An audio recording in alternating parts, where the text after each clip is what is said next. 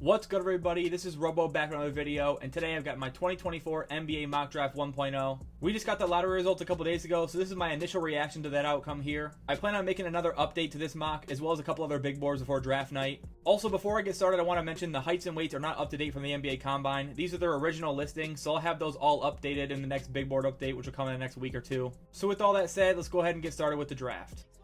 The Atlanta Hawks shockingly landed the #1 pick in the draft, and there was a few different things they can do with it depending on their plan with Trae Young and DeJounte Murray. But I think the most logical thing they can do is draft Alex Sarr with it. I really like his fit next to Jalen Johnson long term in the front court. At 7'1", his mobility and developing jumper could be a really huge weapon for the Hawks' future, regardless of what they decide on Trae Young. Continuing to be aggressive.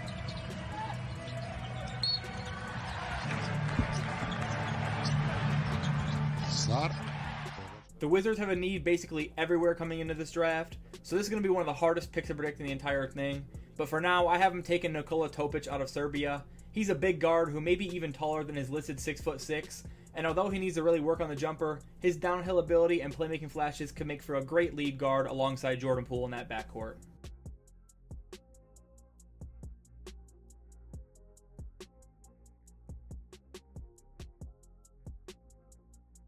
With the state of this draft class at the top, I think there's really no such thing as a reach pick this year. I think the Rockets are looking at center or guard here, and I have them going with Reed Sheppard. Fred VanVleet is not a long-term guarantee for them, and I think they'll really value either Kentucky guard in this class. Amen Thompson's versatility allows them to run so many different lineups, and a guy with the two-way ability Reed has, along with his 50% three-point percentage, would be a solid pick in my opinion. This is where LL's got to be smarter as a point guard. Sheppard, pull up three. Screen. Avicic. Sheppard again. Yes! The same Kentucky team a year ago. The Spurs have a clear need this offseason, and that's pairing Wemby with a strong lead guard who can play make but also create his own offense. And I would love the fit of Rob Dillingham in San Antonio. Rob and Wemby would be must-see duo on a nightly basis. I think Rob has the athletic tools to improve as a defender, which is needed for sure, but the main value here is his creation and quickness, which the Spurs really lacked in their backcourt. He has got incredible speed, and you sit down and you try to guard him. Doesn't have to be in a hurry. Gets downhill, hangs. Oh, what a finish! The Pistons fell from 1 to 5 yet again after a record-breaking losing season. As a Pistons fan myself, I can't wait for a bunch of changes to be made with both the front office and the roster, as Cade is way too good of a player to not have competent shooters and defenders around him. But regardless, if they keep the pick and Reed Sheppard is gone, I think they'll select Matas Buzelis. Buzelis really only fits after some roster reconstruction, but he's a solid wing talent who could help Detroit a bunch if the jumper improves. The form seems fine, it's really just the results that haven't been there recently, but he brings a lot of offensive versatility to the floor regardless. The feel of the shoe, you know, just sometimes, oh! The Hornets also fell victim to the lottery, falling down to pick 6, but I really don't mind this for them as I think the guys they could use will still be in play. And in this case, I think Ron Holland could be a guy for Charlotte. He may be a bit shorter than 6'8", but he's a big-time athlete and an elite defender on the wing. The Hornets have really needed defense for a while, and I think he could fit in well next to LaMelo and Miller, especially if his jumper improves as he's only 18 still. His step back through his pocket. Here comes Ignite. 2-on-1. Oh! Team on Holland. His pass is stolen by Hinton. Hinton goes up. The Blazers fell in this lottery as well, and I think Risache is in play here. But honestly, if I were the Blazers, I think Stephon Castle would be a great pick. I don't know if they want to keep Simons around long term, and Castle has more than enough size and versatility to play on the wing, even though he could also run some point guard at times. And if his jumper improves and the fit is good with Scoot, I think it makes Simons expendable in the future. Castle. Fake blur screens. Oh, Castle! And that time he didn't get it up on the board. After taking Rob Dillingham 4th, I have the Spurs grabbing Zachary Risache with the 8th pick, pairing him up with Rob, Vassell, Keldon, and Wemby for the future. I think he could be a strong piece of the puzzle in San Antonio, bring another 3-and-D threat to help space the floor, and improve a really struggling defense out on the perimeter. He's not an elite defender by any means, but he's got a lot of potential in that area, which is why some mocks have him going as high as 2 in this class. Swings it across. Drive through the paint, up and down. The Grizzlies' biggest need to me is a starting center to allow Jaren Jackson Jr. to stay at the 4. With Steven Adams gone, they really need someone they can trust to protect the paint and rebound at a high rate, and that is exactly what Donovan Clingan thrives at. This would be a really great fit if they're able to land him here at 9, and his winning ways could continue with Ja back healthy next season. Castle. Clingan. to cover all that running around. Oh, this. Newton with the find. Cutter, Nelson. The Jazz hold pick 10, and I really love Keontae George long term, but would love for them to pair him up with Isaiah Collier in that backcourt for the future. While he's definitely not the full 6'5" USC lists him at, Collier is such a strong athlete with a ton of crafty playmaking ability. There's areas where he can improve his game for sure, but I think he'd fit in well as a lead guard in Utah, playing alongside a scoring guard in Keontae, who's really developed some playmaking ability of his own, and can make for a really dynamic duo there. You can't just, whoa, wow. Collier's got two off the steal. Back out Collier. Collier driving into traffic. Banks it in. The Bulls are probably in position for best player available here, and to me, that would be Dalton Connect. They seem not interested in a rebuild, so I think they'll use this pick looking to improve the wing depth as they potentially add Lonzo back into the mix next year. And Dalton Connect is arguably the best pure bucket getter in this entire class, as he absolutely skyrocketed his draft stock after a huge season at Tennessee, displaying both his athleticism and his ability to score from all three levels as a ball handler. No! Shot clock down to 5. Connect. That's a deep three. But Jones turns it over. And now numbers the other way. Connect is going to do it himself. A lot of people are going to assume the Thunder would take Cody Williams here to pair him up with his brother Jalen, but I don't really think that's what the roster needs, and they're ready to win now as opposed to developing Cody for a few years. I think Kyle Filipowski would be a much better fit. They need another big man alongside Chet, and Chet's defensive ability can help hide some of the flaws to Flip's game, letting him just shine on the offensive end and help OKC out with more size and offensive versatility. Filipowski slams it. Out of 5 to the jumper. Roberts out of the play a little bit. Filipowski against Francis. Uses the body. The Sacramento Kings are in need of a defensive-minded wing for sure, but they also may lose Malik Monk this offseason, and I think Jared McCain fits in great with this core in Sacramento as a future replacement for him. McCain can hold his own defensively as he's a solid IQ defender and just needs to get more athletic on that end, but he may be the best shooter in this entire draft, and an added bonus is the fact that he's a Sacramento native as well. Mumbling to himself, getting back on defense. Oh! Young in there for Duke. Deep one, heat check. Oh, yeah! Good job twice. Leak out here. McCain, that's a deep one. Bottom. The Blazers land their wing in the future here with Cody Williams at pick 14. I do love Cody's upside, but his shot volume is really low, so I'm not really buying into his three-point percentage much yet. I think it's clear he has a lot of potential, but a ways to go to reach it. But the Blazers have enough time and some solid playmakers around him to help him grow on the offensive end. And with his defensive ability, if his offensive end comes around, he can end up being a steal going at the end of the lottery to Portland here. Here's the problem. They weren't late in the shot clock. Cody Williams just muscling. O'Brien and a 3. With pick 15, I think the Miami Heat draft Devin Carter. Devin Carter just seems like a perfect Heat draft candidate to me. He was arguably the best guard defender in the entire country last year and has a freak-level motor on the floor. Eric Spoelstra is exactly the coach who I could see developing Carter into a future all-defensive team candidate. And Carter has more than enough athleticism and range to provide on the offensive end as well, and I'm expecting him to blow up the combine this year. Match that. Whoa, what a block. Carter. Here comes Joe Tate. Back his way in. Drop step. Takes a 3.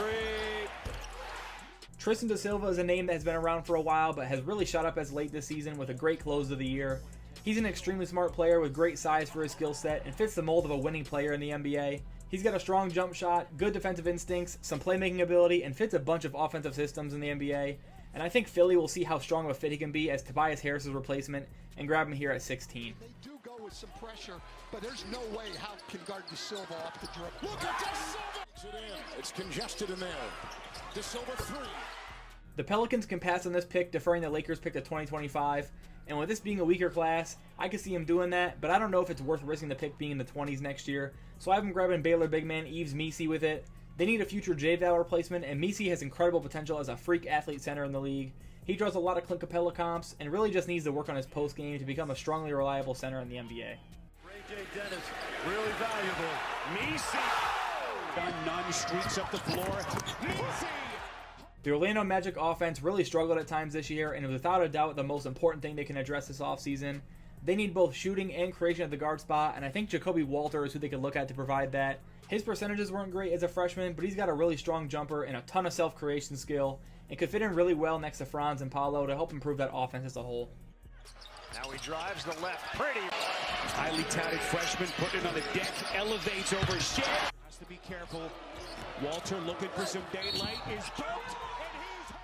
The Raptors fell out of the lottery, losing their pick to the Spurs, but could still end up with a solid talent down here at 19. And in this scenario, I think they'd love the opportunity to develop Tajon Salon.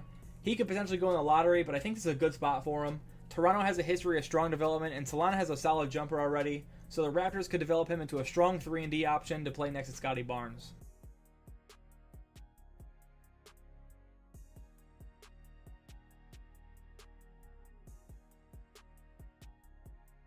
The Cavs are another playoff team that needs to improve their offense as a whole around Donovan Mitchell, and I think grabbing another strong shooting wing is a great start, as Johnny Furphy can fit that mold for Cleveland.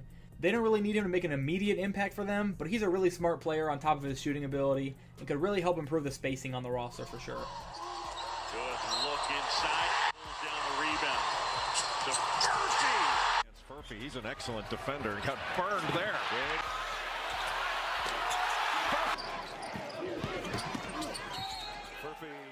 The Pelicans grabbed a big man with pick 17 and are now back up with their own pick at 21. And I think they go back to the front court, but this time adding a shooter in Tyler Smith. Tyler might be one of the highest ceiling players of this entire class and has such a smooth jumper with a great frame for a power forward. He needs to improve his defensive ability, but I think his shooting and athleticism at that size are too strong to pass up on, as the Pelicans could really use the depth in the squad. Here's Smith calling for it. 2 seconds, rising up.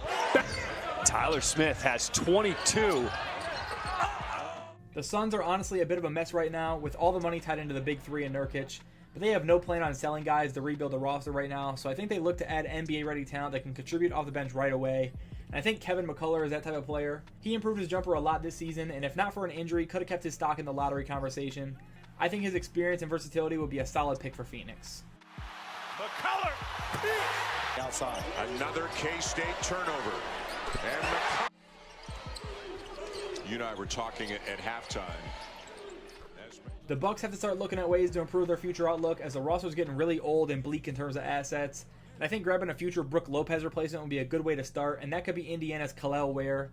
Ware has the ability to stretch the floor as well as be a strong rim protector, and giving him a year or two to develop behind Brook Lopez could do wonders for his overall defensive game, making him a future core piece in Milwaukee. Gets rid of it to Galloway. Now with Ware on the other end that he had on Sunday. There's some kind of protective padding. Greatness from Xavier Johnson at times, but he hasn't been consistent. He's going to have to be good tonight.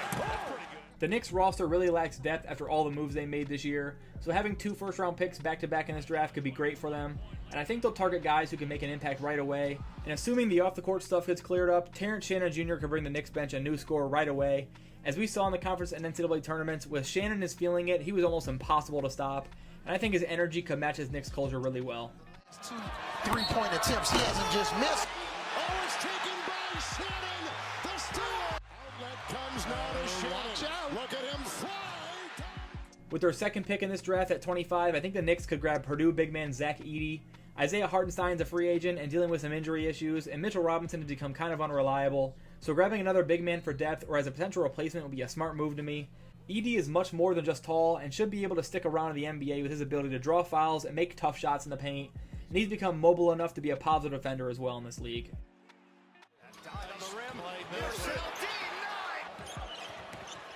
Edey moving. The Wizards already landed their point guard of the future with Nikola Topic at pick 2 in this mock, and I think they continue to add to the guard room with Keyshawn George out of Miami. At 6'8" with his jumper, he's got a ton of untapped potential that the Wizards can really look to develop. I think a center could be in play here, but I think upside should be a big value to a rebuilding Wizards front office, and George has that to me.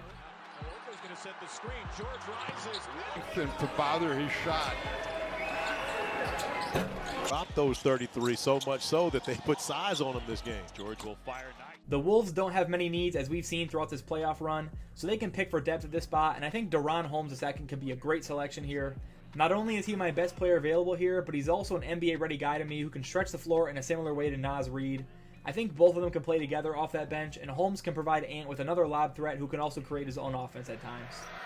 ISO, spin, baseline. Big step. Mike. Holmes. The Nuggets are also going to be looking for guys who can help their depth right away, and I would love the fit of Jalen Tyson here. He's a 6'7" guard out of Cal with a lot of athleticism and offensive ability, and could end up being a steal going in this range, as I've seen some mocks and big boards who have him in the teens and early 20s, and he just feels like a guy the Nuggets could turn into a really good player off their bench. Yeah, baby. Thank you, David. You don't look a day over 30. Yes. And Folly Dante had it ripped by Tyson. The Jazz grabbed Collier to play next to Keontae, but I would also love the fit of Bub Carrington off the bench in the future. He's a bigger combo guard who has some triple-double upside but can thrive in a scoring role. Bub's got a ton of ability as a scorer off the dribble and has a pretty high ceiling because of his length and offensive bag combo.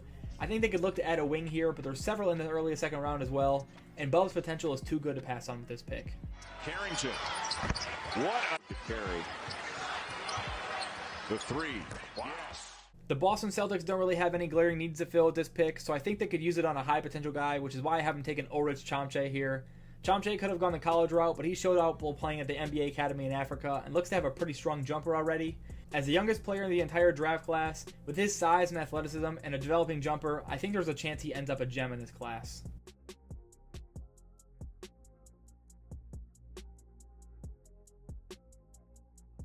The Raptors grabbed a high ceiling wing in the first and have other needs, so I don't love this, but I wouldn't be surprised if they also took Pacome Dadier as well. He's another high potential French prospect, and he can really play a 2 or a 3 because of his guard skill while being 6'8". He's going to continue to grow into his frame and become an even better athlete, but already looks to fit that 3-and-D mold the Raptors could use on the wing, especially if Gary Trent leaves in free agency. Ryan Dunn is a guy a lot of people, including myself, are much higher on early in the year, but the poor showings on the offensive end really caused his stock to drop. Nonetheless, he's an elite athlete who thrives on the defensive end, and with the offensive options the Jazz would have in this haul, adding arguably the best wing defender in the entire draft would make a ton of sense. He just needs to really work on the jumper long term if he wants to be a really good player in the NBA. With it. Bigman pushing the temple. Up top, done with a slam. The Bucks are going to look to add more depth again here, and I think the smartest choice is Marquette's Tyler Kolek. He could be a great lead initiator for a playoff team's bench. He plays with a high motor, has a strong jumper, and great touch around the rim, but he thrives most as a playmaker, as you can see with the assist numbers. He would fit with just about any playoff team in any capacity. Some blood. He's got some. He said he's bleeding, and they're going to let this play on. The way he plays a two-man game with Kolek. A little bit of contact. There's his loves that. The Blazers could look for a big here, but I don't think they go for any of the options left, and Dylan Jones is an absolute dog of a player coming out of Weber State. Jones could draw some Josh Hart comps as he's around 6'5" and fits best on the wing, but he's got a really nice game overall. He can put the ball on the floor and get a bucket, and also has a crazy work ethic on the floor as he ended the game this year with 30 points, 23 rebounds, and 9 assists. Dylan Jones, MVP candidate bucket. Crossing over with the money on the table. Continuing to build more depth around Wemby, I like the fit of Bobby Klitman in San Antonio. He's still a bit raw overall, but he's got a lot of length at the forward spot. While still improving from deep, he can space the floor already, and he's shown some slashing ability at times, and still can grow into his frame a bit more to become a better player off that bench in San Antonio. Off the ball with Kyle, there's Klitman again. He's top couple in the league. Guard Bryce down on the defensive end, which has worked well for them in that first quarter. The Pacers showed they can compete in the postseason already, so I think they're looking at adding winning players in this draft, and Harrison Ingram fits that mold perfectly for them. He blew up this year after a super strong senior season on both ends of the floor. He can knock down threes while being a pest of the defender. Ingram's another high IQ, defensive-minded forward who definitely fits as a 3 in the NBA despite playing a lot of the 4 in college at North Carolina and Stanford, and he would be a great option for Indiana in my opinion. I'm taking my best available player for Minnesota here, and Trey Alexander is still one of my favorite underrated guys from this class. I really like his game on both ends of the floor. He struggled from 3 earlier on in the season, which dragged his numbers down, but they still finished around 34%, closer to where they were last year. His bread and butter is the mid-range though, and Creighton went to him in the clutch this year, and he delivered time and time again. His defense could also be a huge reason he sees minutes next season. Alexander, 1 minute to go. Alexander, what a move. The Knicks could look to add more depth at the point guard spot, and AJ Mitchell has good size for the position at 6'5", while being an excellent shooter off the dribble, and he's found a lot of success as a driver as well this season. Even while being focused heavily by defenses throughout the season, he was still the main source of offense for UC Santa Barbara this year. Minutes without a point. AJ Mitchell spins around Allen Ikens. Goaltending. After taking Donovan Clingan in the first, I think the Grizzlies look to add a guard, and Hunter Salas is a guy with experience and potential on the board here. He transferred out of Gonzaga last offseason and ended up being an incredible decision as he blew up this year at Wake Forest as the go-to guy, scoring 18 points a night while playing great basketball on both ends of the floor, and I really like his fit in Memphis here. Salas is feeling it. Out for Salas. He will fire again and hit. I think the Portland Trail Blazers look to continue adding high potential players to the rotation, and Justin Edwards is someone who was thought of as a potential top 5 guy a year ago. He had a really rough start to the year and couldn't get involved much at all in Kentucky, but towards the end of the year, he had a couple breakout nights, showing to scouts he could still be the type of player that he was expected to be on the wing, and if he hits, it will be a huge deal for Portland in the second round. Shepard drives a lot of attention towards him. Edwards kicks. Man of the year. Cross-court pass. Edwards a three. Baylor Shireman was one of the best players in the country this past season at Creighton and became a serious triple-double threat with his all-around game. He brings elite shooting to the floor as well as the size and versatility to fit in as a wing you want to give a bunch of minutes to off the bench in the future. And I think the Sixers shouldn't pass on him if he's here for them in the second round. Commercial low. Shireman. Another. Shireman. Step back jumper. With pick 42, I have the Hornets grabbing Minnesota guard Cam Christie. Cam's the younger brother of the Lakers' Max Christie. He's been kind of all over boards, which makes his decision to stay in the draft or not pretty interesting to me. If he stays, I think his potential as a scoring two guard while only being 18 still is going to make him really attractive to some teams. And I can see him playing his way into minutes next year regardless of where he's drafted. But for now, I have him going 42nd here to the Hornets. At Penn State, Christie breaking it. I have the Miami Heat selecting UConn forward Alex Karaban in round 2. He's now a two-time national champ and brings elite shooting to the floor as well as an incredible feel for the game. He makes the right play even off the ball and blocks shots both in the paint and on the perimeter, which can be super valuable off the bench for the Heat, adding another winning player to the group who gets it done on both ends. Committed. Raph has an to shoot. Double from Colvin. It leaves Karaban open. The Rockets need a backup big man after taking Reed Shepard third overall, and Adem Bona was the Defensive Player of the Year in the Pac-12, which has a lot about his rim protection and defensive versatility as a big man. He's only 6'9 or 6'10, but he has a super high motor and can test as many shots as he can. He can definitely improve as an offensive player in the coming years, but with Sengun there, he really just needs to provide more rim protection for Houston.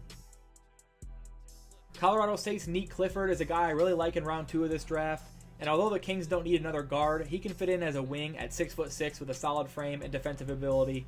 He's got a lot of athleticism on top of his activity level on defense, and really did it all for Colorado State this season on both ends of the floor, breaking out as a reliable shooter as well, which is huge for him. With only two. Backside lob. This is the Clippers' only pick of the draft, so like the other playoff teams, they need to find a potential impact player, and big man Oso Ighodaro could provide that for them in a similar way to Trace Jackson Davis for the Warriors. A post playmaker with little to no perimeter game, but great touch inside and a strong feel for the game as a passer and a defender. I think that would be a solid decision for the Clippers if they took him here. You're going to get a look. Look at this two-man play. The Magic are back up with 47 and will probably look to add more shooting with Pelle Larsson here. He doesn't really look to be the full 6'6", but regardless, I think he fits in as a combo guard at the next level, and he's a really strong shooter with a lot of ability as a playmaker as well. He did a bit of everything for Arizona, shooting over 50% from the floor and over 42% from 3, while being a capable defender on the other end as well. Ball goes inside, he wants the ball, but Larson's going to call his own number. The Spurs' fourth and final pick of this draft could go several ways, but I think they add another big for extra depth by grabbing PJ Hall out of Clemson. PJ's a modern big with a great offensive game. He's got a reliable jumper from deep as well as great post game with his footwork. And although the Spurs would have Wemby, Collins, and Klintman next year, I think more depth and size is never a problem, especially when they can all space the floor. The Pacers have back-to-back picks towards the end of this draft, so they could end up moving up these picks if they wanted to. But if not, I think they'd go best player available here with Izan Almansa. He's fallen down the board quite a bit as he really just didn't seem to make the leaps people really wanted to see this year in the G League. But he's still an efficient paint scorer and strong offensive rebounding big man who is seen as a winning player by a lot of scouts, so I think Indy would be a good spot for him here. Going along with the last pick, I think another winning player they could grab is Houston's Jamal Shead. Shead's another guy I think could end up a steal in this draft. He could compete for minutes right away thanks to his defensive energy. He won Defensive Player of the Year as well as Overall Player of the Year in the Big 12 this year, and with his athletic ability, he can mold himself a role on a bench unit while he grows as a more consistent shooter. The Wizards stay on the upside movement by grabbing French wing Melvin Aginsa here. His shooting splits weren't very good this year, but the ability has still been on display, and he's still seen as a higher potential guy in this class. He plays solid defense and has an NBA-level athleticism and a strong enough jumper that a lot of scouts think he'd be a player in the league soon, so I can see the Wizards taking a chance on him this late. Peyton Sandford may end up opting to return to Iowa, but I think his shooting ability will end up getting him picked in this second round, and the Warriors could definitely use another floor spacer if they move on from Klay Thompson this offseason. There's some playmaking ability in there as well, and he's a capable defender, but I'd guess his role, especially early on, is just as a spot-up guy, especially in Golden State. Surge of late. Sanford. Guard Kaluma. He's a 3-level scorer. The Pistons need more wing shooters badly on this roster, so I think Jalen Bridges would be a great pick. He could really go in the early second round of this draft, as 6'8" wings with his skill set aren't super common. He shot over 40% from behind the arc this year and was a reliable defender and free throw shooter. Exactly the type of winning player a lot of teams look for in the draft, so if he's on the board here for the Pistons, they should not pass on him. Again, the Celtics don't have any real needs, but after taking a project with number 30, I think snagging KJ Simpson this late would be a really strong pickup. KJ is a really gifted scoring point guard out of Colorado. He put up incredibly efficient 20 points a night last year, shooting almost 44% from deep on high volume, but also a great shot selection, which is a huge plus. I think regardless of where he goes in this draft, he can stick in the league because of his efficiency. With pick 55, I had the Lakers taking Bronny James. I didn't think staying in the draft was the best choice, but he probably has a promise or some info saying he could go a lot higher in this. As a player, Bronny has a lot of NBA tools, but is pretty far away from being ready to contribute at that level. But of course, he'll likely be drafted even if it means the Lakers have to move up, maybe even into the first round of the league. Get the ball up the court. Bronny James. Collier takes it away. Here's the decision maker. Running with Bronny. Dylan Andrews. Mark Sears absolutely lit up the NCAA tournament, landing on the all-tourney team after making the Final Four. His range is limitless, and he showed that all season long, averaging 22 points a night on really great efficiency. He's a smaller guard, definitely 6 foot even at the most in my opinion, but the Nuggets would be one of the teams I could see him being a contributor for, which is why I haven't taken him here with pick 56. They backed off and took it away from him. Wow. At 57, I think Jameer Watkins could easily go earlier in round 2, but his stock is a bit everywhere right now. But I can see him fitting in well in Memphis. He's someone I really like after watching him a lot this year, as the athleticism really pops and the feel for scoring the basketball is elite. He can completely take over games at times if he needs to, and is a super active player on both ends of the floor, which a lot of NBA teams are going to covet. Shot clock's at 3. Does he know it? Got it off and hits. With the final pick of this draft, I have the Mavs taking Serbian wing Nikola Jurisic, another guy who could easily go higher in this draft, but the efficiency is definitely a cause for concern. He's got a lot of tools offensively and has really come on late boosting those numbers. I just don't know if that should be enough to warrant a pick higher than the mid to late second after shooting pretty below average splits before this late season and playoff run of his.